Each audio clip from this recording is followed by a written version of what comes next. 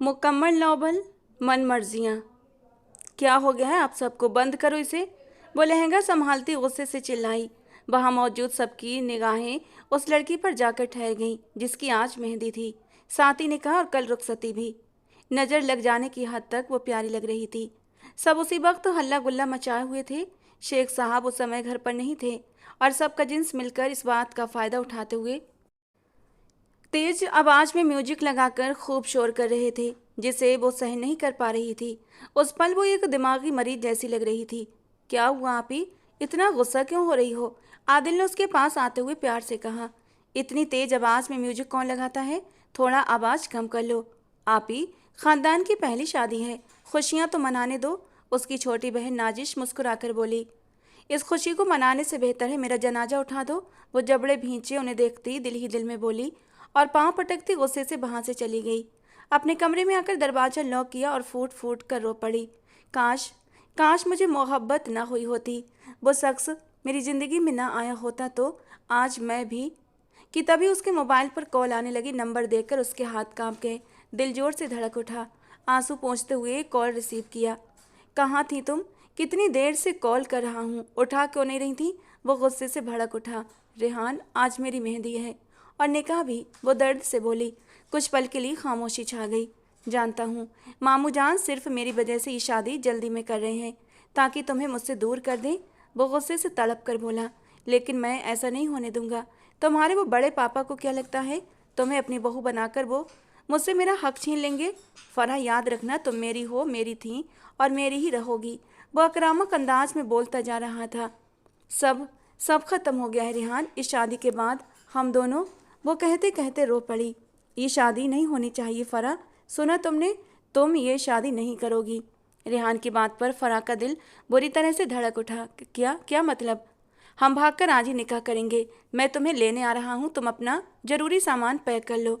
अब हम यहाँ नहीं रहेंगे। रेहान की बातें सुनकर वो बुरी तरह घबरा गई। नहीं रेहान, मैं ऐसा नहीं कर सकती। पापा, वो कितनी ही खुदसर अपनी मर्जी करने वाली और बेबाक थी, लेकिन इतना बड़ा कदम वो कैसे उठाती? क्या पापा? हाँ, तुम्हारे पापा ने तुम्हारा सोचा जो तुम उनके बारे में सोच रही हो? हमारी मोहब्बत को ठुकरा दिया, जूते की नोक पर रखा हमारी मोहब्बत को। अब बस और नहीं। रेहान, फरहा थोड़ा घबरा गई। फरहा, साफ साफ बताओ, क्या तुम मुझसे प्यार करती हो या नहीं? करती हूँ रेहान, बहुत ज़्यादा करती हूँ। फरहा फिर से रो पड़ी। फिर बहस मत करो, मैं आ रहा हूँ। घर के बैक गेट पर आ जाओ, 1 घंटे के अंदर पहुँच जाऊँगा। लव यू मेरी जान। इस बार मोहब्बत से कहते हुए रेहान ने कॉल काट दी और फरहा अपने आंसू पोंछते हुए आने वाले लम्हों के बारे में सोचने लगी। काश पापा, आपने अपनी मर्जी न की होती, एक बार मुझसे पूछ लिया होता तो आज मैं इतना बड़ा कदम न उठाती। वो दिल ही दिल में टूटते हुए सोच रही थी। उसके हाथ कांप रहे थे, दिल बेकाबू धड़क रहा था, मगर आंखों में एक अजीब सी जिद थी। उसने जल्दी से अपना जेवर, 2 सूट और कुछ नकदी बैग में रख दी। हर चीज़ रखते वक्त ऐसा लग रहा था जैसे वो अपनी पूरी जिंदगी समेट रही हो। फिर बैग को टेबल के नीचे छिपा दिया, जैसे अपने राज को दुनिया से छिपाना चाहती हो। कि तभी दरवाज़ा और उसने दरवाज़ा भी खोल दिया ताकि किसी को शक ना हो। बाहर अभी भी शोर शराबा था, हर तरफ हंसी खुशी की आवाज़ें गूंज रही थीं। सब लोग जश्न में डूबे थे, लेकिन कोई भी उसकी खुशी के बारे में नहीं सोच रहा था। मैं भी अब अपना सोचूंगी, फरहा ने अपने आंसू पोंछते हुए फैसला कर लिया और बाथरूम में चली गई।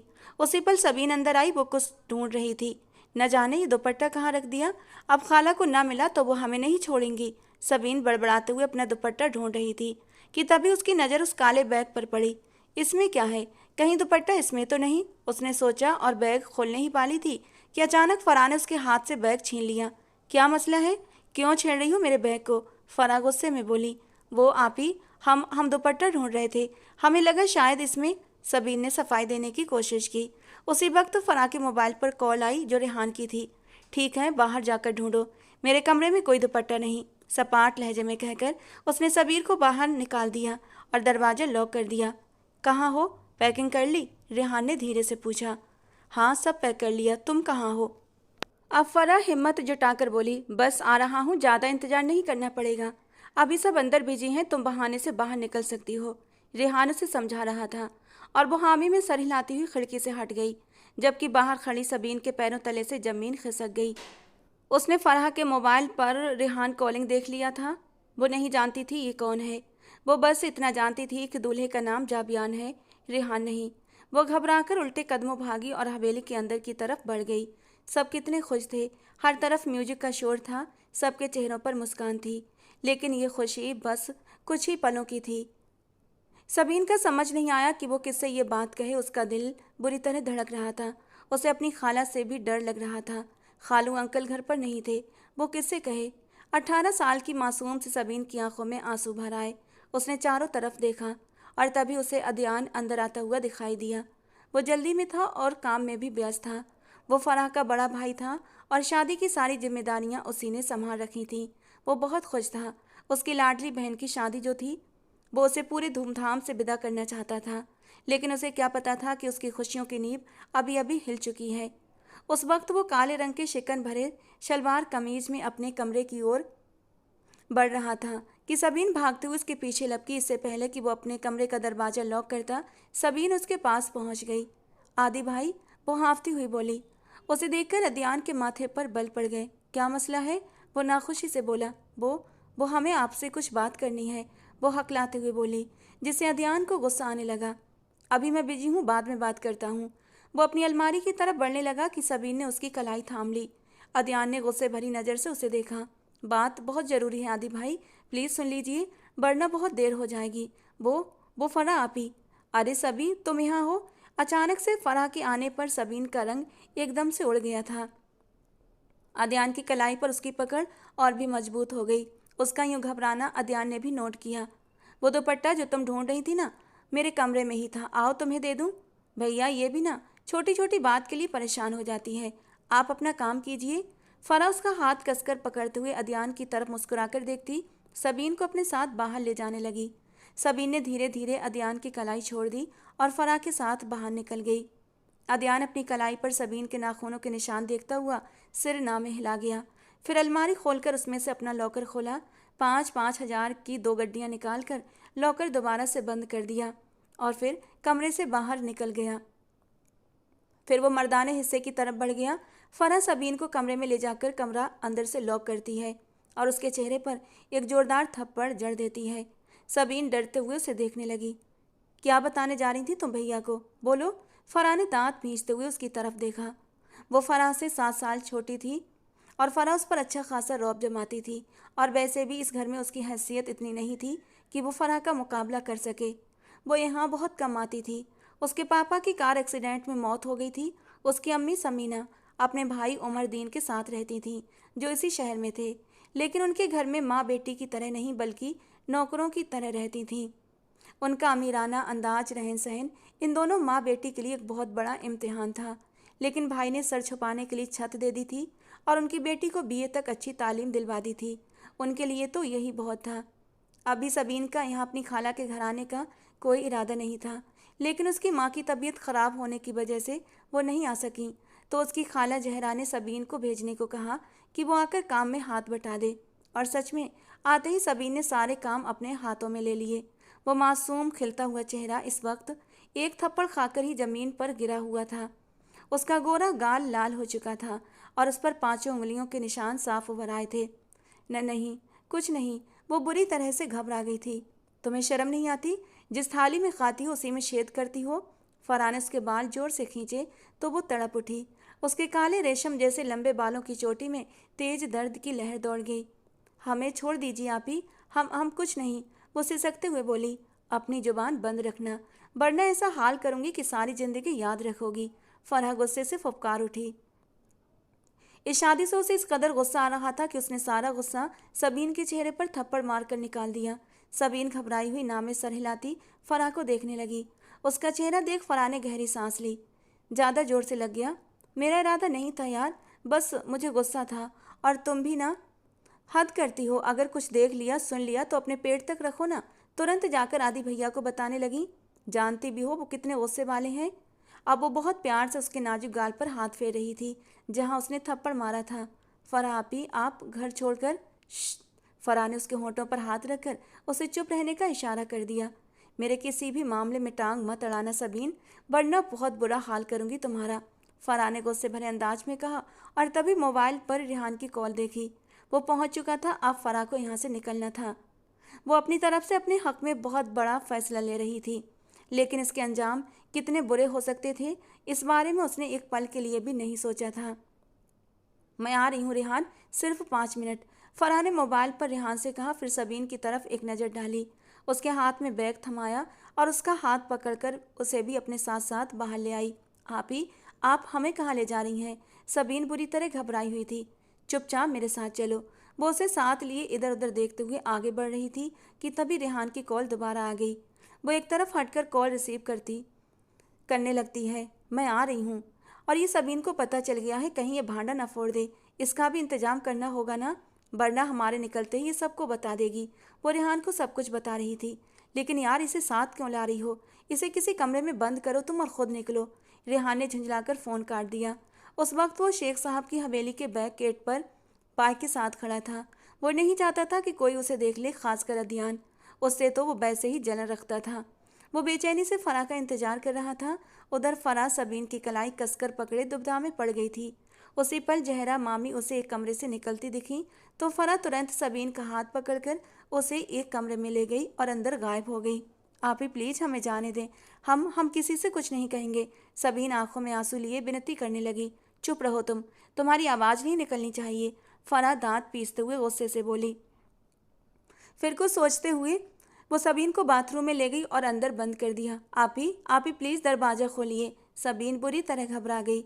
कमरे में तो कोई ना कोई आ ही जाएगा, बाथरूम की तरफ किसी का ध्यान कम ही जाएगा। फराह खुद से बुदबुदाई। आप ही प्लीज़ दरवाज़ा खोलें। सबीन की रोती हुई आवाज़ उसके कानों से टकराई। अगर ये ऐसे ही शोर करती रही तो कोई आ जाएगा, इसका कुछ और ही करना होगा। फराह तेजी से दिमाग चलाने लगी। फिर बेड के नीचे झुककर उसने एक बैट निकाला। आज जाबियार और आदि भैया के मैच खेलने वाला वही बैट उसके काम आ गया था। दरवाज़ा खोलते ही उसने सबीन के सिर पर एक जोर से वार किया। सबीन अपने सिर को पकड़ते हुए वहीं बाथरूम में गिर पड़ी और कुछ ही पल में बेहोश हो गई। बस अब कुछ देर के लिए इसकी आवाज़ बंद रहेगी। फरहान ने उसे बाथरूम से बाहर निकाला, अलमारी खोली और उसे अंदर किसी तरह रखकर अलमारी बंद कर दी। इस समय उसकी सांस तेज हो चुकी थी। रेहान की कॉल लगातार आ रही थी, लेकिन अब वो उन्हें उठाने के बजाय बहुत संभल कर अपने कमरे से बाहर निकली और हवेली के पीछे की तरफ आ गई। दीवार और पेड़ों पर चढ़ना तो उसका पुराना शौक रहा था। उसने दूसरी तरफ खड़े रेहान की ओर अपना बैग फेंका और खुद भी कूद गई। रेहान ने उसे संभाल लिया। कब से इंतजार कर रहा था। उसे थामते हुए उसने उसके नरम होठों को छू लिया और रेहान की इतनी जल्दबाजी पर फराह बस उसे देखती रह गई। ऐसे क्या देख रही हो? दुल्हन के रूप में बहुत प्यारी लग रही हो। तो दिल बेकाबू हो गया था और वैसे भी अब तुम्हारा हर रूप सिर्फ मेरा है। तुम अब सिर्फ मेरी हो, जहाँ से चाहूँ छू सकता हूँ। रेहान ने उसे करीब खींच लिया और उसकी कमर पर अपनी उंगलियों की पकड़ सख्त कर दी। लेकिन रेहान, हमारा निकाह अभी नहीं हुआ, प्लीज़, वो झिझकते हुए बोली। तो चलो, अभी हो जाएगा निकाह, रेहान ने बाइक पर बैठते हुए प्यार से कहा। हम कहाँ जा रहे हैं रेहान? अगर तुम्हारे घर गए तो? अरे पागल, मैं भी घर छोड़ कर आया हूँ। हम कहीं और जा रहे हैं, जल्दी बैठो, कोई आ न जाए। फराह बाइक पर बैठते हुए रेहान को थाम चुकी थी। दोनों एक पल में वहाँ से गायब हो गए। आदि सारा काम निपटाकर अंदर आया तो अंदर अजीब सी खामोशी छाई हुई थी। क्या हुआ? सबके चेहरे उतरे हुए क्यों हैं? वो थके हुए अंदाज में सोफे पर बैठ गया। अब्बा कहाँ हैं तुम्हारे? जहरा जी खुद को संभालते हुए बोली। बड़े अब्बा के पास गए हैं, थोड़ी देर में आ जाएंगे। क्यों, सब ठीक है ना? उनके चेहरों पर छाई हुई असामान्य खामोशी को महसूस करते हुए अदयान सीधा होकर बैठ गया। नाजिश, दरवाज़ा बंद करके आओ, उन्होंने पास खड़े नाजिश से कहा। उसके चेहरे पर भी गहरी चिंता साफ झलक रही थी। क्या हुआ मम्मा? आदि के दिल में बेचैनी उठी। आदि, फराह घर में कहीं नहीं है, उन्होंने रोते हुए कहा। क्या कह रही हैं आप? घर में ही होगी, इतनी रात गए भला वो कहाँ जा सकती है? आदि का दिल भी अनजाने डर से जोर जोर से धड़कने लगा। नहीं है वो। आदिल, नाजिस, किरण, दानियाल, यहाँ तक कि तुम्हारी फिरोजा मामी, सब ने ढूंढ लिया लेकिन वो कहीं नहीं है। थोड़ी देर में निकाह होना है, फिर मेहंदी की रस्म शुरू होगी। घर मेहमानों से भरा पड़ा है, हम सबको क्या मुँह दिखाएंगे? वो अब बुरी तरह टूट कर रोने लगी थी। मम्मा, वो घर में ही होगी, मैं खुद देखता हूँ, आप प्लीज़ परेशान मत होइए। अभी कुछ देर पहले ही मैं अंदर आया था तो वो सबीन के साथ। आदि ने जैसे ही ये बात कही उसकी बात अधूरी रह गई। हाँ सबीन, वो भी तो गायब है ना? वो भी कहीं नहीं है। अचानक जहरा मामी को याद आया। आदि के माथे पर गहरी लकीरें पड़ गईं, दिल और ज़्यादा बेचैन हो उठा। आप फिक्र मत करें, मैं देखता हूँ, और किसी से कुछ भी कहने की ज़रूरत नहीं है। अभी ये बात बाहर गई तो सब कुछ बिखर जाएगा। वैसे दानियाल और आदिल कहाँ हैं? उसने नाजिश की तरफ देखते हुए जल्दी से पूछा। उसकी आवाज़ में घबराहट भी थी और एक अजीब सा डर भी, जैसे उसे अंदर ही अंदर सब समझ आने लगा हो। वो बाहर ही हवेली की तलाशी ले रहे हैं, गार्डन एरिया में, नाजिश ने डरते हुए कहा। आदि का गुस्सा पूरे खानदान में मशहूर था। उसके सामने कोई भी कुछ कहने से पहले 100 बार सोचता था। ठीक है, मम्मा का ख्याल रखो, मैं देखता हूँ। वो नाजिश से कहकर बाहर निकल गया। उधर जहरा मामी का रो रो कर बुरा हाल हो रहा था और फिरोजा मामी परेशान होकर आए हुए मेहमानों को संभालने में लगी हुई थी। शेख सिराज साहब की शादी उनकी कजिन से हुई थी। उनके 4 बच्चे थे। सबसे बड़ा बेटा शेख अदयान सिराज, जो अपने पिता का खानदानी कारोबार संभाल रहा था। 2 बड़ी लेदर फैक्ट्रियां थीं जिन्हें वो बेहद जिम्मेदारी से चला रहा था। अदयान 28 साल का था और उससे छोटी फरा थी, जिसकी उम्र 25 साल थी, और आज उसकी शादी उसके ताऊ शेख गुलफराज के बेटे जाबियान शेख से होने वाली थी, जो उम्र में अदयान का ही हम उम्र था। फराह से छोटी नाजिश थी, जिसकी उम्र 22 साल थी, और सबसे छोटा था आदिल, 20 साल का बेहद हंसमुख और जोशीला लड़का। शेख सिराज अकबर के छोटे भाई शेख फराज अकबर की पत्नी फिरोजा जी थीं, जो परिवार से बाहर की थीं लेकिन बहुत मिलनसार थीं। उनका एक बेटा था दानियाल, जो फराह का हमउम्र था और वकालत की पढ़ाई कर रहा था, और एक बेटी थी किरण, जो 18 साल की थी। कुल मिलाकर ये 2 भाइयों का छोटा सा परिवार इस बड़ी हवेली में बहुत खुशहाल जिंदगी बिता रहा था, जबकि उनके बड़े भाई शेख गुलदराज ने अपनी अलग हवेली बना ली थी। लेकिन उनके बीच का प्यार कभी कम नहीं हुआ। इसी प्यार की वजह से शेख सिराज ने अपनी बेटी के लिए अपने भाई के घर को चुना। उन्हीं दिनों फराह के लिए 2 रिश्ते आए हुए थे, एक उसकी फूफी के घर से रिहान का और दूसरा उसके ताऊ के बेटे जाबियान का। लेकिन बहन दूसरे दूर देश में ब्याही गई थी, इसीलिए उनका दिल नहीं चाहता था कि बेटी को परिवार से बाहर भेजें। और शेख साहब के लिए उनके बड़े भाई शेख गुलफराज से बढ़कर कोई नहीं था, जिनकी हवेली पास ही 2 हवेलियों के फासले पर थी। उन्होंने बहन से माफ़ी मांगते हुए अपनी बेटी का रिश्ता बड़े भाई के घर में तय कर दिया, बिना अपनी बेटी की मर्जी जाने, और यहीं से सब कुछ गलत हो गया। कहीं नहीं है वो भैया, आदिल ने गहरी सांस लेते हुए कहा। उस वक्त हवेली के पीछे की तरफ खड़े तीनों आपस में बातें कर रहे थे। शेख साहब अभी तक इस मामले से बेखबर थे। लगता है वो घर से भाग। आदियाल की तेज नज़र पड़ते ही दानियाल के शब्द उसके मुंह में अटक गए। तभी अदयान की नज़र एक चमकती हुई चीज पर पड़ी। वो नीचे झुका और उसे उठाया। वो एक झुमका था और अदयान ने उसे तुरंत पहचान लिया। वो फरहा का झुमका था। अब सब साफ हो चुका था।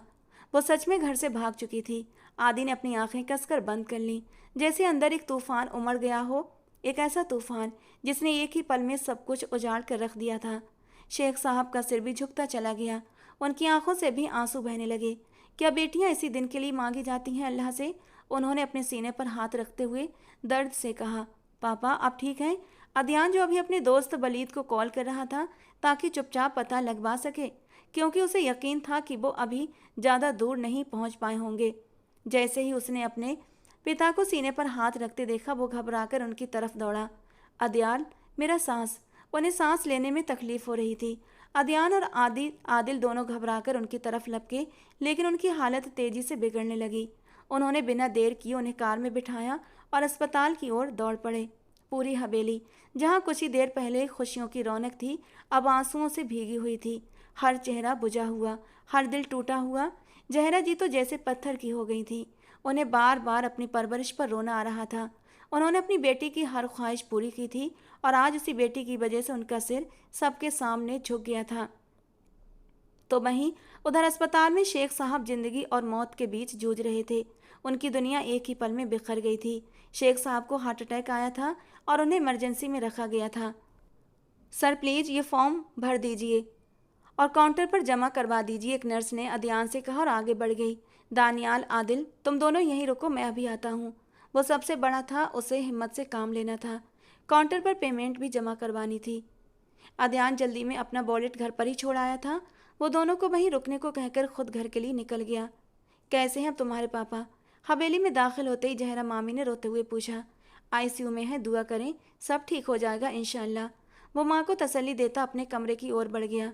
उसने अपना वॉलेट उठाया, फिर कुछ सोचकर अलमारी की तरफ गया ताकि और पैसे भी साथ ले सके। जैसे उसने अलमारी खोली कि अचानक तभी उसी पल सबीन उस पर आकर गिरी। अदयान ने फौरन उसे अपनी बाहों में थाम लिया। वो हैरान रह गया था। सबीन उसकी अलमारी में? वो बेहोश थी। सबीन, सबीन। वो उसे बिस्तर पर लिटाकर उसके गाल थपथपाने लगा, लेकिन वो बिल्कुल बेहोश थी। उसके माथे से खून बहकर जम चुका था। उसने उसकी नब्ज चेक की, धड़कन बहुत धीमी थी। सबीन, सबीन, आंखें खोलो। अगले ही पल वो बुरी तरह घबरा गया। एक जिंदा लड़की उसके सामने यूं बेहोश पड़ी थी। या अल्लाह, ये सब क्या हो रहा है? अदयान ने सिर झटका। एक के बाद एक मुसीबत आ रही थी। Sabeen, open your eyes.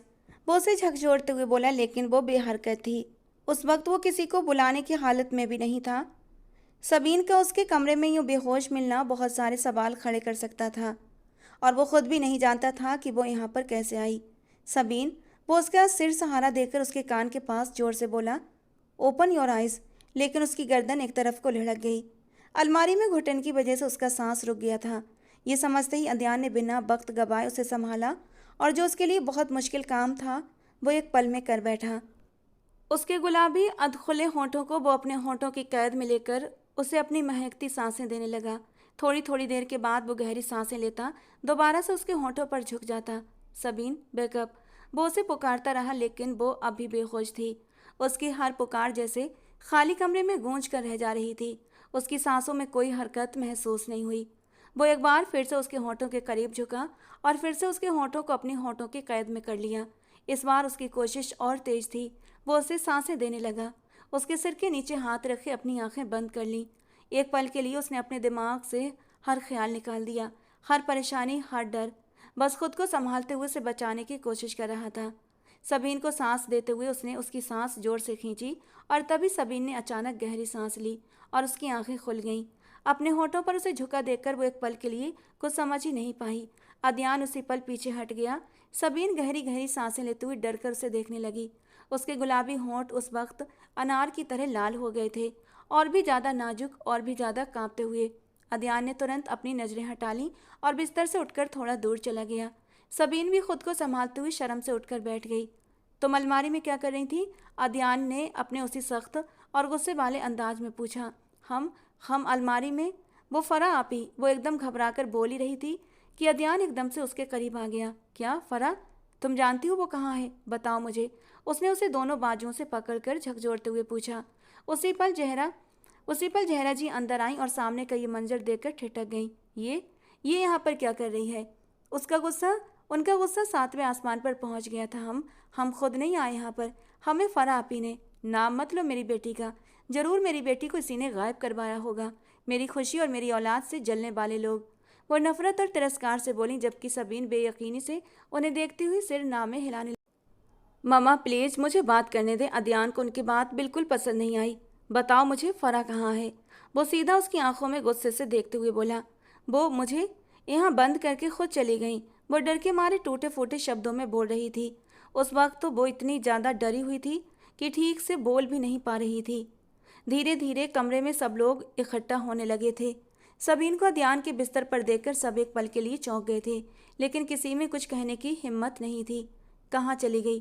पूरी बात बताओ। अदयान को अब उस पर गुस्सा आने लगा था, तो वो जोर से चिल्लाया। उसकी आवाज़ सुनकर सबीन और सहम गई और रोने लगी। आदि, इतना सख्ती से बात करोगे तो वो रोएगी ही। जानते भी हो कितना नाजुक दिल है उसका। फिरोजा मामी आगे बढ़कर उसे अपने पास ले आई। वो सबीन को अपने बच्चों की तरह ही मानती थी। सबीन, ये तुम्हारे चेहरे पर निशान कैसे आया? फिरोजा मामी ने उसके पास बैठकर चिंता से पूछा। फरा आपी ने मारा, उसने आंसुओं के बीच टूटती हुई आवाज़ में कहा। लेकिन क्यों बच्चे? बताओ मुझे, शाबाश। और वो कहाँ पर है? फिरोजा मामी के पूछने पर सबीन ने रोते रोते उन्हें सारी बात बता दी, जिसे सुनकर वहाँ पर खड़े लोग सब सन्न रह गए। फिरोजा मामी ने सबीन को अपने गले से लगा लिया। बस बच्ची, रो मत। उनकी अपनी आंखों में भी आंसू भर आए थे। फराह की इस हरकत ने सबके सिर शर्म से झुका दिए थे। उस रेहान को मैं छोड़ूंगा नहीं, जान से मार डालूंगा। अदयान गुस्से से गरज उठा। उसी वक्त उसके फ़ोन पर आदिल की कॉल आई। उसे तुरंत अस्पताल बुलाया गया था। वो बिना एक पल गवाए वहाँ से निकल गया। उधर फिरोजा मामी जहरा मामी के गुस्से से देखते हुए सबीन को अपने साथ ले गई। शेख फराज अकबर उस वक्त अपने बड़े भाई शेख गुलफराज अकबर की हवेली में थे। वो उन्हें भरोसे में लेकर सारी बात बताने गए थे। कुछ ही देर में जाबियान भी अस्पताल पहुंच गया। शेख साहब अब खतरे से बाहर थे। उन्हें बाढ़ में शिफ्ट कर दिया गया था, लेकिन ज़्यादा भीड़ लगाने से मना किया गया था। कुछ देर पहले उन्हें होश आया था, मगर इंजेक्शन के असर से वो अब फिर से सो चुके थे। अदयान बार्ड के बाहर बेंच पर बैठा था, दोनों बाजुओं पर सिर झुकाए, टूटा हुआ बिखरा हुआ। उसके अपने दोस्त से बात हो चुकी थी, वो लोग फराह को ढूंढ रहे थे। वो इन्हीं उलझे ख्यालों में डूबा हुआ था कि जाबियान ने उसके कंधे पर हाथ रखा। आद्यान ने सिर उठाया और जाबियान उसके पास बैठ गया। डोंट वरी आदि, सब ठीक हो जाएगा। जाबियान खुद को संभाल कर यहाँ आया था।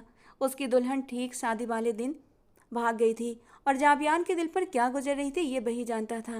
आई एम सॉरी यार, अदयान ने धीमी आवाज में कहा। जाबियान ने उसे अपने सीने से लगा लिया। बस आप इतने कमज़ोर नहीं हैं कि किसी और की गलती की माफ़ी मांगें। आपका कोई कसूर नहीं, इस बात को भूल जाइए। चाचा जान को हम सबकी ज़रूरत है, उनका साया हम सब पर बना रहना चाहिए। जाबियान की समझदारी भरी बातों ने अदयान का दिल छू लिया। अदयान ने हल्का सा सिर हिलाया, लेकिन उसके ख्याल अब भी फराह में उलझे हुए थे, जिसने एक हीरे को छोड़कर एक पत्थर चुन लिया था। ये क्या कर रही हैं आप मम्मा? मेरा निकाह? नाजिश अचानक से ये सुनकर हैरान रह गई थी। नाजी, ये तुम्हारे पापा की ख्वाहिश है बेटा, वो अस्पताल में है। और मम्मा प्लीज़, अदयान ने बीच में टोक दिया। आप रिलैक्स करें, मैं बात कर लेता हूँ। शेख साहब को सुबह तक होश आ गया था। उस वक्त जाबियान, उनके बड़े भाई शेख गुलफराज और अदयान उनके पास ही मौजूद थे और तभी उन्होंने अपनी ये ख्वाहिश जाहिर की थी। जाबियान और फराह की शादी तो नहीं हो सकी थी, लेकिन अब वो जाबियान और नाजिश का निकाह करना चाहते थे। होश में आने के बाद शेख साहब ने अपने भाई का हाथ पकड़कर उनसे माफ़ी मांगी। वो खुद भी बेहद टूट चुके थे। पूरा परिवार इकट्ठा हो गया था, किस किस को जवाब देते, लेकिन भाई के लिए उनका प्यार भी बहुत था। फिर शेख सिराज की इस ख्वाहिश पर सब एक पल के लिए सोच में पड़ गए, लेकिन कोई भी उन्हें मना नहीं कर सका। अदयान ने अपने पापा का हाथ थामा और उसे चूमा और आंखों से लगाया और उन्हें हौसला देकर हवेली वापस आ गया था। उसने अपनी माँ जहरा जी को सब कुछ बताया तो वो भी चुप हो गई, लेकिन अब इनकार की किसी के पास कोई गुंजाइश भी नहीं थी। सबकी इज्जत अब नाजिश के हाथ में ही थी। अदयान के कहने पर जहरा जी ने हामी में सर हिलाया और बाहर चली गई। फिर अदयान के समझाने पर नाजिश ने आंसू भरी आंखों से अपने भाई को देखा, जिसके लिए वो जान भी दे सकती थी। इसीलिए उसने उसकी बात मान ली और दोपहर जोहर की नमाज के बाद जाबियान और नाजिश का निकाह घर वालों की मौजूदगी में बहुत ही सादगी से तय पाया गया। शाम को एक बहुत बड़े बैंक्वेट में रुखसती थी, जहां सबको इकट्ठा होना था। किसी भी रिश्तेदार को ये पता नहीं चलने दिया गया कि दुल्हन बदल चुकी है। भाई हो तो ऐसे, जिन्होंने वक्त पर साबित कर दिया कि इज्जत कैसे संभाली जाती है। शाम तक शेख सिराज की तबीयत भी काफ़ी हद तक संभल गई थी। वो घर भी आ गए थे। सब लोग शादी हॉल जा चुके थे, लेकिन वो घर पर ही रुके थे। नाजिश को दुल्हन बने देखकर उनकी आंखें भर आईं। वो पार्लर से तैयार होकर सबसे पहले अपने पापा से मिलने आई थी। पापा, अब आपको नहीं रोना है, उसने अपने पापा के आंसू पोंछे। अदयान, मेरे आज से सिर्फ 3 औलादें हैं, तुम, नाजिश और आदिल। वो मेरे लिए मर चुकी है। दर्द से उन्होंने आंखें बंद कर लीं। अदयान ने भी अपने होंठ भींच लिए। उस वक्त सब शादी हॉल में थे। जहरा जी अपने पति के पास घर पर ही रुक गई थी। हॉल में सबने अपने चेहरों पर मुस्कान सजा रखी थी, लेकिन दिल सबके उदास थे। नाजिश का घूंघट अब तक नहीं उठा था। रुखसती के बाद आदिल और दानियाल अदयान के पास आए। बताइए भैया, अब आगे क्या करना है? आदिल ने अपना गुस्सा दबाते हुए पूछा। जो होना था हो गया, अब चलो मामू साहब से भी मिलकर आते हैं। वैसे भी उनकी फैमिली में से कोई शादी में नहीं आया, मुलाकात तो बनती है ना? अदयान ने दांत भींचते हुए कहा। अब उन तीनों का रुख मेहर मलिक के घर की ओर था। जब उनकी बड़ी सी गाड़ी वहां जाकर रुकी तो मेन गेट पर जोर से दस्तक दी गई। अंदर बैठे लोग बुरी तरह घबरा गए। वो आ गया वो, मैंने कहा था ना वो आएगा। आप नहीं माने। बिल्किस बेगम रो पड़ी। अरे चुप रहो, हमारा क्या कसूर है? हमने क्या किया है? वो बेगैरत निकल गया लड़की को लेकर। तो क्या वो छोड़ देंगे? मलिक साहब गुस्से से फुफकारे। दरवाज़ा खुल चुका था। अदयान अपनी मूछों को ताव देता ड्राइंग रूम में बैठा था। उसके दाईं तरफ दानियाल और बाईं तरफ आदिल खड़ा था। मेहर मलिक जैसे हॉल में दाखिल हुए ठिठक कर रह गए। देखो अदयान शेख, मुझे नहीं पता वो बदनसीब कहाँ है, इसमें हमारे घर का कोई हाथ नहीं है, तो तुम हमें परेशान नहीं कर सकते। आगे बढ़कर मेहर मलिक ने हिम्मत करके कहा, अभी और इसी वक्त अपनी बेटी को लेकर आओ। अदयान की सख्त आवाज़ सुनकर मेहर मलिक का दिल बैठ गया, तो वहीं दानियाल भी सन्न रह गया। अदयान क्या करना चाहता था दानियाल एक पल में ही समझ गया था, लेकिन हालात ऐसे थे कि वो कुछ बोल नहीं सकता था। मेहर मलिक सिर पकड़कर बैठ गए। तभी फरवा खुद सामने आ गई। उसकी आंखों में आंसुओं का सैलाब था। वो जानती थी अब क्या होने वाला है। भाई के किए की सज़ा अब उसे भुगतनी थी। उसने एक दर्द भरी नज़र दानियाल पर डाली। जो नज़र दानियाल की तरफ उठी थी उसे एक नज़र में क्या कुछ नहीं था जो अदयान की तेज नज़रों से छिप न सकी। आदिल, मौलवी साहब को अंदर लेकर आओ। अदयान के कहते ही आदिल बाहर गया और साथ लाए मौलवी को अंदर लेकर आ गया। मौलवी साहब, निकाह शुरू कीजिए। अदयान के अल्फाज पर फरबा जैसे कुर्सी पर ढह गई। वो तो बस अपनी मोहब्बत चाहती थी और यहाँ तो उसके साथ कुछ और ही हो रहा था। फरबा मलिक बिन्त मेहर मलिक, आपका निकाह शेख दानियाल फराज बल शेख फराज के साथ 1 लाख सिक्काए राजुल वक्त तय पाया गया है। क्या आपको ये निकाह कबूल है? मौलवी साहब के अल्फाज सुनकर वहाँ मौजूद हर शख्स हैरानी से अदयान को देखने लगा। दानियाल की आंखें तो हैरत से खुली की खुली रह गईं। तुम मेरी बेटी का निकाह दानियाल से क्यों? दानियाल मेरा भाई है और यही मेरा फैसला है। अदयान ने मेहर मलिक की बात को गरजते हुए काट दिया और फिर कुछ ही पलों में निकाह भी हो गया। बिल्किस बेगम ने अपनी बेटी को गले लगाकर रोते हुए रुखसत कर दिया। दानियाल, तुम फरवा को लेकर चलो, मैं आता हूँ। अदयान ने सख्त लहजे में कहा तो वो फरवा को लेकर बाहर निकल गया। आदिल मौलवी साहब को अपने साथ बाहर ले गया। अगर मैं चाहता तो यहाँ खून की नदियाँ भी बहा सकता था। आपके बेटे ने हमारी इज्जत का जनाजा निकालने में कोई कसर नहीं छोड़ी और जिसकी सज़ा उसे ज़रूर मिलेगी। लेकिन फिर भी एक बात की तसल्ली रखिए, आपकी बेटी को इज्जत के साथ अपने भाई के साथ रुखसत करके ले जा रहा हूँ। अदयान ने मेहर मलिक से सख्ती से कहा और वहाँ से मुड़ गया। कसूरबार सिर्फ मेरा बेटा नहीं, तुम्हारी बहन फरा भी उसमें बराबर की हिस्सेदार है। बिल्किस बेगम तड़प कर बोली, मैं किसी फरा को नहीं जानता। अदयान के लहजे में इंतहा की सख्ती थी। वो अपनी बात कहते हुए रुका नहीं। भाई, ये सब। दानियाल अब भी बाहर खड़ा था और फरबा गाड़ी के अंदर बैठी अपनी किस्मत के इस खेल को देख रही थी। दानियाल, ये जो कुछ भी हुआ है ना, इसके बाद तुम्हारी मोहब्बत अधूरी रह जाती और मैं नहीं चाहता था कि एक और कहानी जन्म ले जो हमारे ख़ानदान की इज्जत को रौंद दे। भाई, क्या आप अपने दानियाल को नहीं जानते? अगर मुझे मेरी मोहब्बत ना भी मिलती तो यकीन जानिए मैं ऐसा कोई गिरा हुआ काम नहीं करता जो रेहान ने किया है। दानियाल ने आगे बढ़कर अदयान का हाथ थाम कर कहा, जानता हूँ दानियाल, मुझे तुम पर यकीन है। तुम फरवा को लेकर घर जाओ, मैं आता हूँ। भाई, घर वाले, उन्हें क्या जवाब दूंगा? दानियाल परेशान हो गया। तुम्हें कोई जवाब देने की ज़रूरत नहीं, मैं खुद आकर बात कर लूँगा। अदयान ने उसे दिलासा देते हुए कहा और वो हवेली की तरफ बढ़ गया। अब अदयान का रुख अपनी खाला समीना की ओर था। सबीन उसी रात वापस चली गई थी। वो शादी में शामिल नहीं हुई थी। गाड़ी में बैठा वो सोचता रह गया। उस दिन सबीन का उसके कमरे में होना और फिर उसे चोट लगना और सबसे नाजुक पल जब उसने उस मजबूर बेबस लड़की की सांसें खींची थीं। बेख्याली में उसके हाथ अपने होठों पर चले गए। आहा, ये जिंदगी की पहली किस, वो भी उस छोटी सी लड़की को। अदयान ने सिर झटक दिया और गाड़ी स्टार्ट कर दी। ये सब क्या है दानियाल?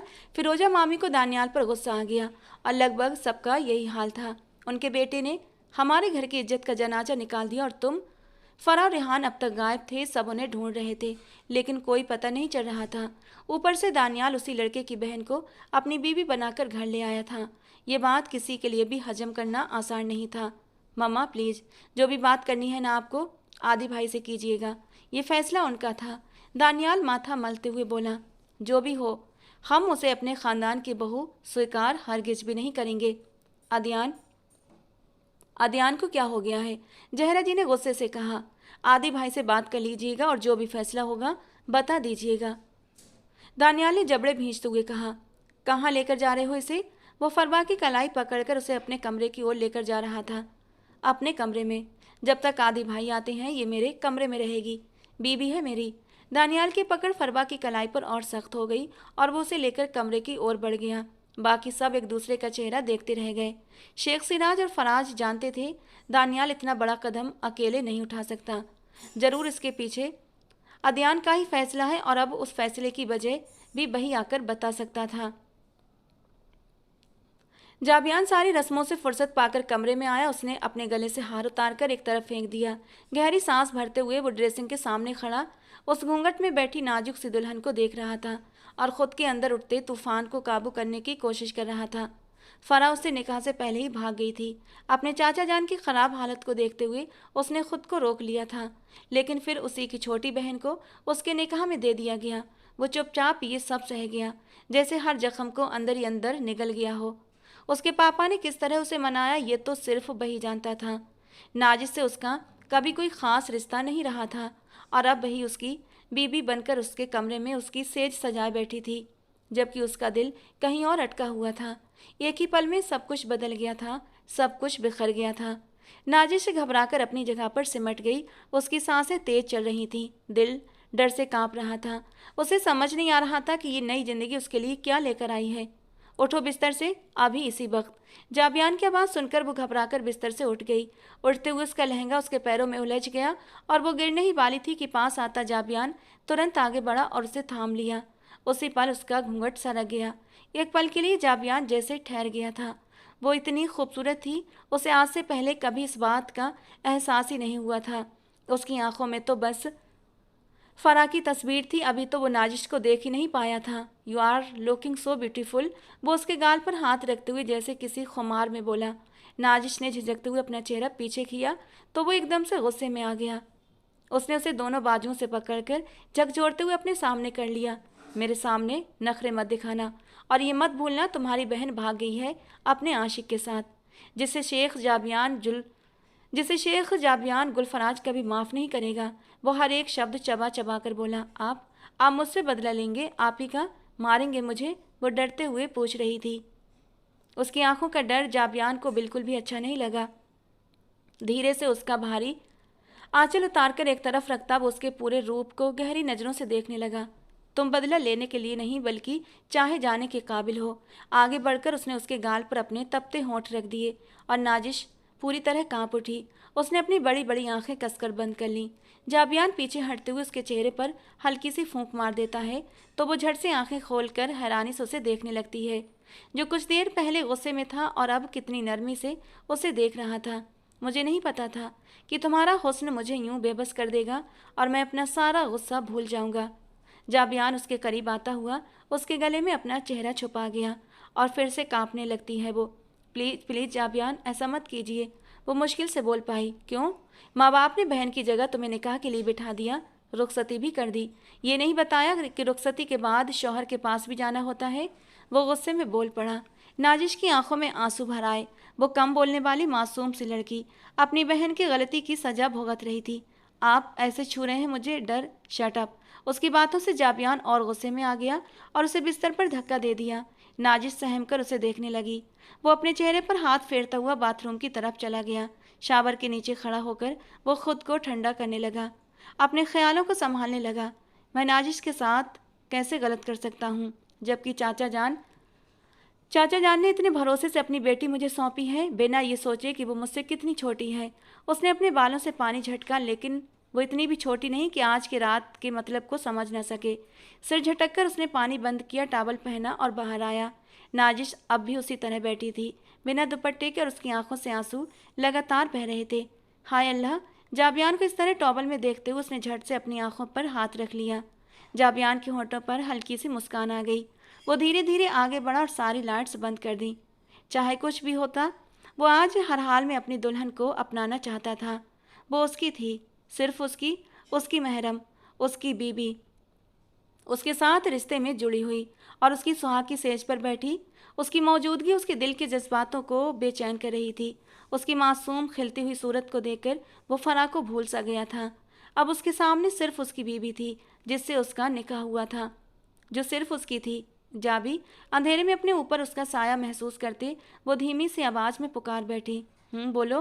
वो उसकी कलाइयों को पकड़कर उसके गालों पर अपनी दाढ़ी रगड़ने लगा और नाजिश के मुंह से हंसी निकल गई। ये क्या बदतमीजी है? हंस क्यों रही हो? जाबियान ने उसे अंधेरे में ही घूरा। आप मुझे गुदगुदी कर रहे हैं। नाजिश ने अपनी हंसी को काबू करते हुए जाबियान के कंधे पर हाथ रखते हुए कहा। तुम्हारी गुदगुदी की तो ऐसी की तैसी। जाबियान उसके होंठों की ओर झुककर उन्हें अपने शिकंजे में ले गया और नाजिश का दिल उछलकर हलक में आ गया। वो पूरी तरह से उस पर झुक गया था, खुद को भुलाकर किसी और ही दुनिया की सैर पर निकल गया था। जाबी, वो थोड़ा सा पीछे हटा तो वो अपनी सांसों को सामान्य करती हुई, उसका भार अपने ऊपर महसूस करते हुए मुश्किल से उसे पुकार बैठी। आज की रात कुछ भी कहने की नहीं, सिर्फ महसूस करने की है। मुझे महसूस करो नाजो। वो मदहोशी में उसे निकनेम भी दे गया। वो धीरे धीरे बड़ी नरमी और प्यार से नाजिश के नरम वजूद को छूने लगा कि उसके स्पर्श पर नाजिश के पूरे शरीर में भावनाएं उमड़ पड़ीं। दिल बुरी तरह मचल उठा कि वो कसकर जाबियान से लिपट जाए और वो आज उसे अपने मोहब्बत के रंगों में रंग कर रख दे। उन एहसासों को वो कोई नाम नहीं दे सकी, लेकिन जाबियान की मोहब्बत में भीगती चली गई। शायद ही उनके बीच निकाह के बंधन का ही असर था कि वो दोनों एक दूसरे के महरम बनते ही सब कुछ भूल गए थे। तुमने मुझसे निकाह आदि भैया के कहने पर किया। फरबा गुस्से से भड़क उठी। अपनी आवाज़ नीची रखो। मैं तुम्हें किसी सवाल का जवाब दे नहीं हूँ। वो जो पहले ही घर वालों के सवालों और उनकी बातों से भरा हुआ था, फरबा की बात पर आपे से बाहर हो गया। क्यों क्यों आवाज़ नीची रखूं? ऐसा क्यों होता है? जब भी कुछ होता है, मर्द कुछ भी गलत करे, उसकी सज़ा औरत को ही क्यों मिलती है? मेरा क्या कसूर? फरबा की आंखें आंसुओं से भर गईं। मुझसे निकाह करना तुम्हारे लिए सज़ा है? इस बार वो खड़ा होता गुस्से से गरजा। फरबा सहम कर पीछे हट गई। तुम एक बहुत ही नाशुक्री लड़की हो। आदि भैया ने हमारी मोहब्बत को महसूस करके हमें निकाह जैसे मजबूत बंधन में बांधा, और तुम इसे सजा करी हो। दानियाल की बात पर फरबा ने उसे हैरानी से देखा। ये क्या? वो हकलाई। बस अब और कोई बात नहीं, साइड में हो जाओ। वो उसे गुस्से से एक तरफ धकेलकर खुद बाथरूम में चला गया और फरबा वहीं बैठी सोचती रह गई। उसे अपनी खाला शमा की कॉल आई थी। उन्होंने उसे बुलाया था। जैसे ही वो उमरदीन के बंगले में दाखिल हुआ, अंदर से काफ़ी ऊंची आवाज़ें आ रही थीं। वो हैरान होता हुआ अंदरूनी हिस्से में दाखिल हुआ, जहां सबीन को उसकी मामी ने दरवाजे की तरफ धक्का दिया। वो सीधे अदयान के सीने से जा टकराई। उसे दोनों कंधों से थामे अदयान ने सामने खड़ी उसकी मामी को देखा, जो हिकारत से सबीन को देख रही थी। क्या बेहुदगी है ये? वो गरजा, जबकि उसकी खाला समीना और सबीन की अम्मी मुंह पर दुपट्टा रखे रो रही थी। बेहुदगी तो इन दोनों माँ बेटी ने फैलाई है। आधी रात को अपने यार को मिलने बुलाया इस कलमुही ने, अब पकड़ी गई तो मुकर रही है। वो गुस्से से फुफकार रही थी। अदयान ने एक नज़र सबीन पर डाली, जिसने आज भी उसके बाजू को कसकर थाम रखा था। नहीं आदि भाई, ये झूठ है, मैं नहीं जानती। वो हिचकियाँ लेते हुए बोली। देखा, मुकर रही है करम जली, ड्रामेबाज कहेंगी। मामी, वो मेरा दोस्त नहीं था, वो तो निदा आपी। खबरदार, जो तुमने मेरी बेटी का नाम भी लिया, जुबान खींच लूंगी तुम्हारी। यार है तेरा और इल्ज़ाम लगाती है मेरी बेटी पर। मामी ऊंची आवाज़ में गरजी और सबीन को मारने के लिए आगे बढ़ी। तभी अदयान ने सबीन को अपनी चौड़ी पीठ के पीछे कर लिया। दूर रहकर बात करें। जबड़े पीछे अदयान ने उन्हें घूरते हुए कहा। भाभी, अल्लाह से डरिए, मेरी बच्ची पर इल्ज़ाम मत लगाइए। वो पाक दामन है, अल्लाह की लाठी बेआवाज़ होती है। हम पर जुल्म मत कीजिए। अरे छोड़ो छोड़ो, मुझे नसीहतें दे रही हो। अपनी बेटी की परवरिश ही ठीक कर लेती तो आज ये दिन न देखना पड़ता। हो गई आपकी बात, अब क्या इरादा है आपका? अदयान ने अपनी खाला का भी हाथ थामकर उन्हें पास में खड़ा कर लिया। सीधी सी बात है, अब मैं इन दोनों माँ बेटी को यहाँ पर नहीं रख सकती, इन्हें जाना ही होगा। भाभी, समीना ने हैरानी से उन्हें देखा। मेरे भाई घर नहीं है, वो आएंगे तभी। निकलो यहाँ से। मैं नहीं चाहती कि तुम दोनों माँ बेटी की वजह से कोई टेंशन ले। वो इस बार वह हिकारत से बोलती हुई उन्हें बाहर का रास्ता दिखाने लगी। बस, अदयान जोर से गरजा तो वो पीछे हट गईं। लेकर जा रहा हूँ इन्हें, लेकिन अब अगर एक गलत शब्द आपने सबीन या खाला के बारे में बोला तो अच्छा नहीं होगा। वो गुस्से से गरजते हुए उन्हें चेतावनी दे रहा था। एक पल को वो भी चुप हो गई। अरे भाई, ले जाना कौन सा मुश्किल है, 2 दिन के बाद फिर यहीं आकर आ जाएंगी। गैरत कहाँ है इनमें? वो मुंह बनाकर बोली। आपके अंदर कितनी गैरत है आज देख ली मैंने। अब अपनी जुबान को काबू में रखिए, वरना मुझसे बुरा कोई नहीं होगा। वो गुस्से में गरजते हुए बोला। वही वाह, क्या बात है, इतनी साइड आज खाला की। इतनी ही अजीज है तो अपने ही पास रख लो, इसकी बेटी से कर लो शादी। यूँ जगह जगह धक्के खाने के लिए क्यों छोड़ा हुआ है? वो भी अपने नाम की एक थी। एक पल के लिए खामोशी छा गई और अगले ही पल अदयान ने जैसे फैसला ले लिया। सही कहा आपने, बहुत जल्द आपको ये खबर भी मिल जाएगी। चलिए खाला। वो समीना खाला को अपने घेरे में लिए बाहर की ओर बढ़ने लगा। सबीन की आंखों में आंसू आ गए। अचानक अदयान ने उसका हाथ थामा तो वह हैरानी से उसे देखने लगी। बिना उसकी तरफ देखे वो दोनों को लेकर घर से बाहर निकल आया। गाड़ी में बैठी खाला अदयान उन्हें रोते और झिझकते देखकर बोला। बेटा, हम कैसे आपके साथ जा सकते हैं? आपकी मम्मा अपनी बहन के स्वभाव से वो अच्छी तरह वाकिफ़ थीं। आप उनकी फ़िक्र मत कीजिए खाला, मैं सब संभालूंगा, आप बस चलिए। वो उन्हें गाड़ी में बिठाकर अपनी हवेली ले आया, जहाँ पहले ही दानियाल और फरबा का मामला चल रहा था। अब अपनी खाला का मामला भी ले आया था। अपनी बहन को देखकर जहरा जी, जो अभी कुछ देर पहले सुकून से बैठी थी, फिर से सिर पकड़कर बैठ गईं। खैरियत? इन्हें इतनी रात क्यों ले आए? जहरा जी ने माथे पर बल डालते पूछा। समीना खाला की नज़रें खुद ब खुद नीचे झुक गईं। कहने को सामने खड़ी औरत उनकी बड़ी सगी बहन थी, लेकिन लेकिन दौलत के नशे ने वो अपनी इकलौती बहन को भुला चुकी थी। मामा, मैंने हमेशा के लिए हमारी हवेली ले आया हूँ। अदयान की बात पर जहरा जी का मुंह खुला का खुला रह गया। सभी अपने अपने कमरों से बाहर निकल आए थे। अदयान बेटा, क्या हो गया है? हर किसी को उठाकर घर ला रहे हो।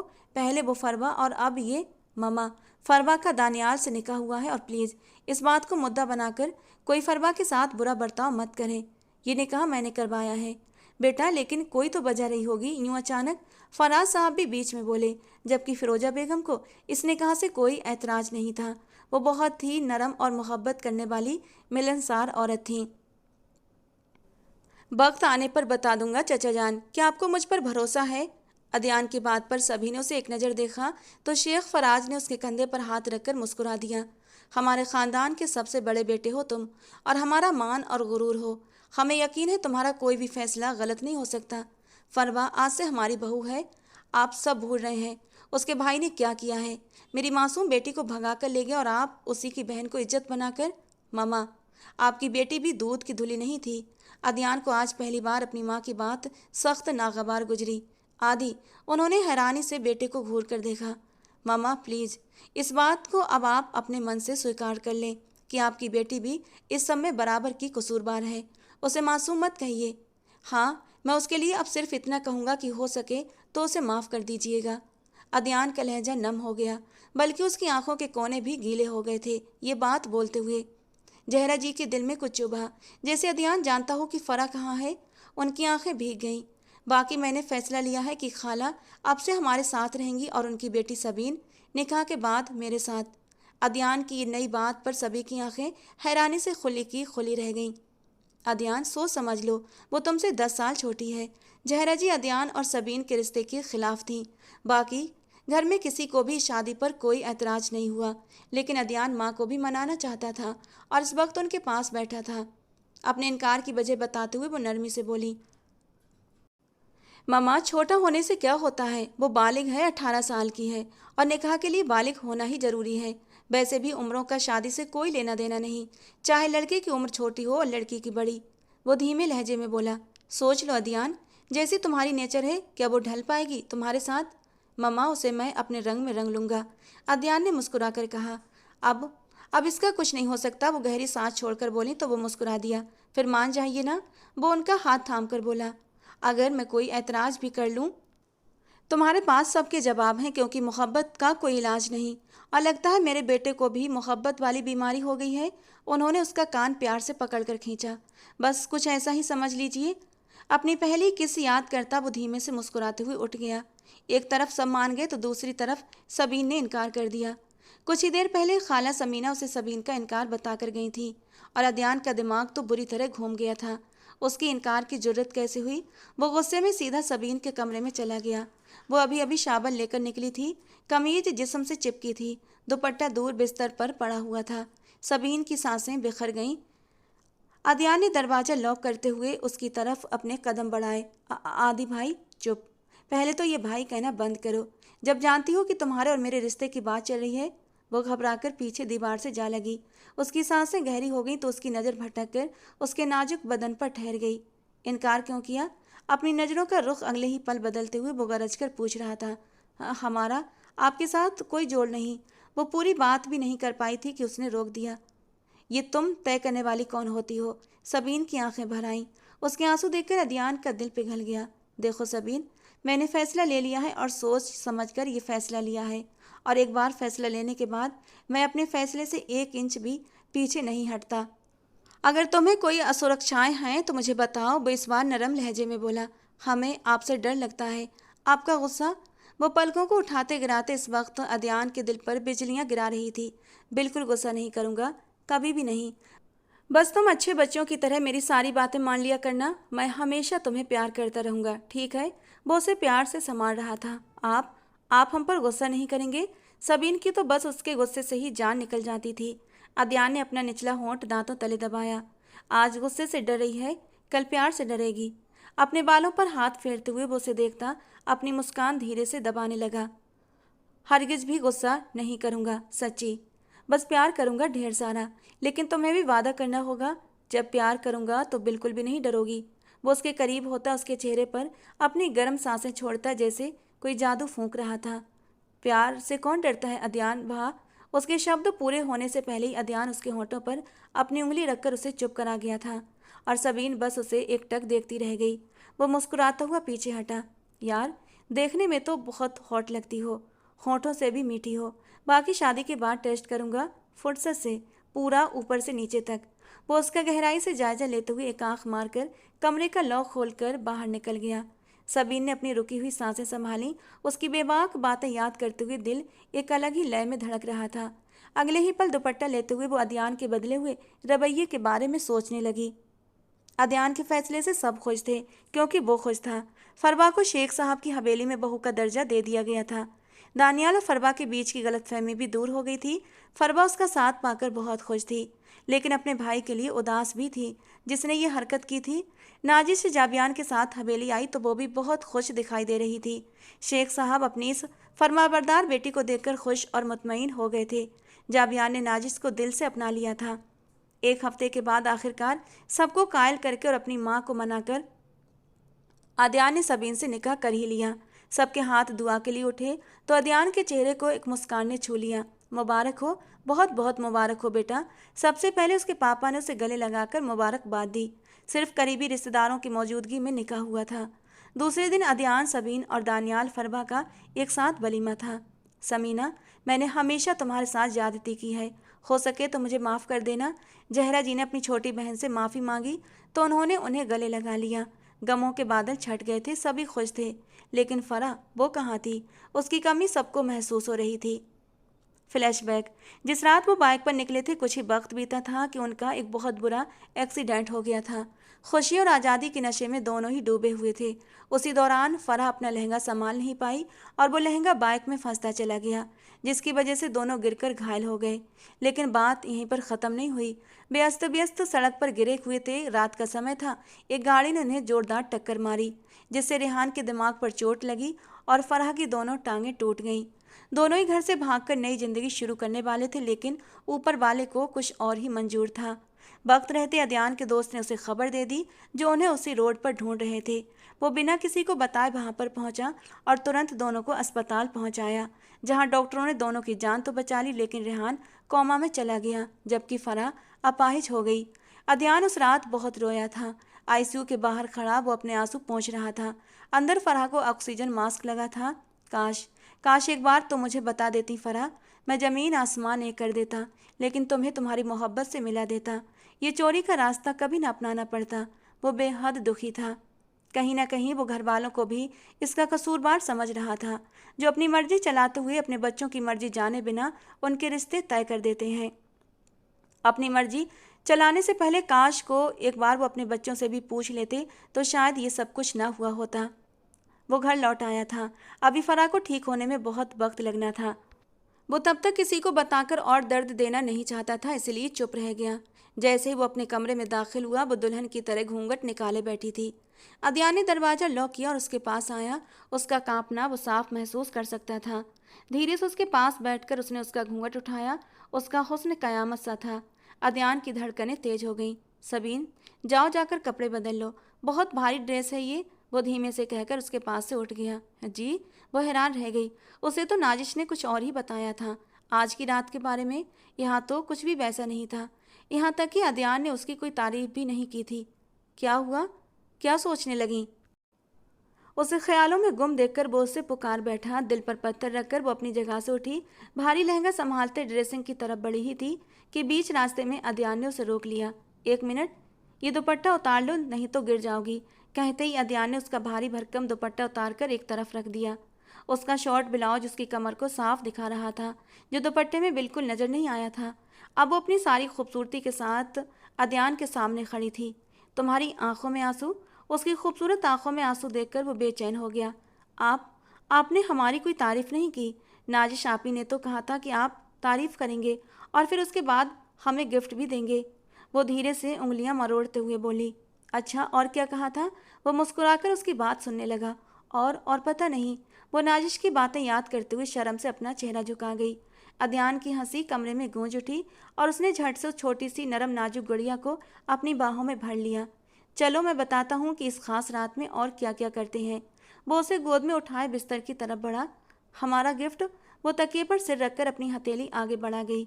उसकी हथेली को चूमते हुए अदयान ने उसे एक डायमंड रिंग पहना दी। अरे वाह, ये तो बहुत प्यारी है। ये हमारी है पक्की वाली? वो खुशी से उठकर बैठी। सिर्फ तुम्हारी। वो उसे फिर से तकिए पर लिटाकर धीमी आवाज में उसके कान के करीब झुक गया था और अपने दांतों से उसके कान को धीरे से कट कर गया। सबीन का दिल बहुत जोरों से धड़कने लगा।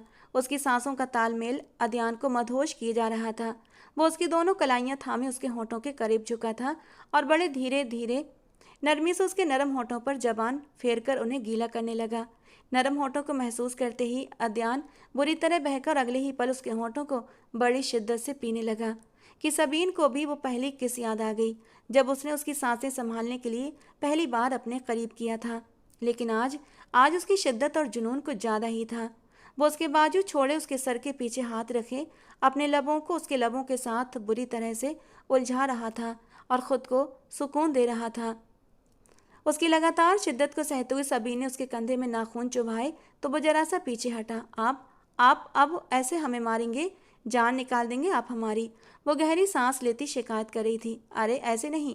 वो अपनी शर्ट उतारता दूर उछाल गया, लाइट्स ऑफ करता उसके ऊपर झुका। जान कैसे निकालते हैं अब बताता हूँ, कहते हुए वो उसके बहुत करीब आया और उसकी गर्दन के पास झुकते उसके ब्लाउज को दूर कर गया और फिर सच में उसकी छोटी छोटी नरम धड़कनों पर अपना जुनूनी स्पर्श बिखेरने लगा। उसके स्पर्श से वो सिहर उठी और तड़प कर रह गई। लेकिन अदयान अब रुकने वाला नहीं था। वो ऐसी ऐसी हरकतें करता चला गया कि सबीन की आंखें बड़ी हो गईं। उसने अदयान का ये रूप पहले कभी कहाँ देखा था। कभी शर्माती, कभी मचलती, तो कभी दर्द से सिसकती। तो अदयान उस नाजुक सी लड़की को अपनी सीने में छुपा लेता और बड़ी नरमी से उसे समेटता चला गया। उनके बीच की दूरियां जैसे मिटती चली गईं और वो उसे अपने बेहद करीब महसूस करने लगी, जैसे दोनों की धड़कनें एक ही लय में चलने लगी हों। तेरी मोहब्बत में खुद को यूं खो दिया मैंने, जैसे हर दर्द को हंसकर ही जी लिया मैंने। तू मिला तो लगा मुकम्मल हो गई हूँ मैं, तुझसे बिछड़ी तो खुद को अधूरा कर लिया मैंने। तेरी यादों का मौसम अब भी नहीं जाता, तेरी यादों का मौसम अब भी नहीं जाता, हर सांस में तेरा ही नाम लिया मैंने। तू पास हो तो जन्नत सी लगती है दुनिया, तू दूर हो तो जीना भी सजा कर लिया मैंने।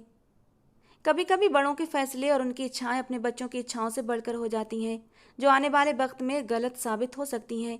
कभी भी बच्चों पर अपनी मर्जी नहीं थोपनी चाहिए। हम जिंदगी के हर छोटे बड़े काम में उनकी राय लेते हैं, लेकिन जब जिंदगी का सबसे अहम फैसला करने की बात आती है तो उसी औलाद को भूल जाते हैं। और हाँ, एक और बात, माँ बाप के फैसले गलत हो सकते हैं, लेकिन माँ बाप कभी गलत नहीं होते। वो जो भी फैसला लेते हैं अपने बच्चों की खुशी के लिए लेते हैं। अल्लाह सबको अपने माता पिता का हक अदा करने वाली नेक औलाद बनाए, आमीन। तो दोस्तों, आज की हमारी कहानी आपको कैसी लगी कमेंट बॉक्स में ज़रूर बताना। पसंद आई हो तो प्लीज़ लाइक करना। ऐसी और रोमांटिक कहानियों के लिए हमारे चैनल से जुड़े रहें। मिलते हैं दोस्तों अगली किसी नई और रोमांटिक सी कहानी के साथ।